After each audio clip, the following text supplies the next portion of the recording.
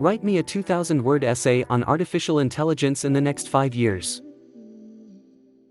There you go. Welcome to this tutorial on how to use Chat GPT, the revolutionary AI chatbot created by OpenAI. This state-of-the-art artificial intelligence allows you to generate conversational text to any questions you might have. It can even code for you. I will show you how to set up the account in this video, and how to use it because there are two different interfaces that you can use. For now, the AI chatbot is completely free. But there is an option for Chat GPT Plus, which costs you around $20 per month. The difference between the free and Plus versions is that it is available even when demand is high. It has a faster response speed. It has priority access to new features. Alright, it's time to set you up so you can use this revolutionary technology for your benefit. For the very first step, you'll open your browser and type chat.openai.com. You can also click the link in the description below. Then to use it, you'll need an account with OpenAI, the company behind this.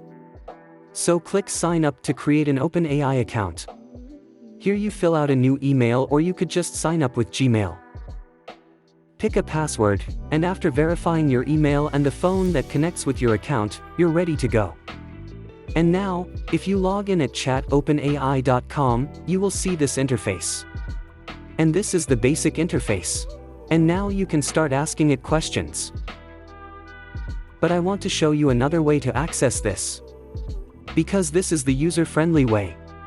But you can also go to the playground. Type beta.openai.com/playground. And in the playground, we get more customization options, so you can pick the AI model they trained here. And while the DaVinci 003 is the newest one that is also used in this user-friendly interface, you can pick other ones to learn more about the technology. Most of the time, DaVinci will be the best one. But it's just interesting to see some of these options here. For example, now you can increase the maximum length of the characters. So if you're trying to write an essay, this is a great way to control the length.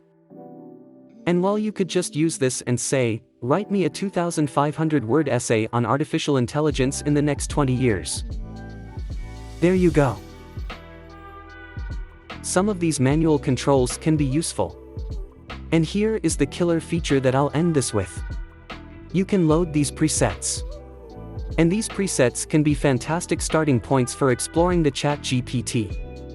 You can go to beta.openai.com/examples if you want more inspiration. And then you can see an even wider range of examples of what to use this for. Like this mood to color transformer. So, that's it for today's video. I hope this video helped you out.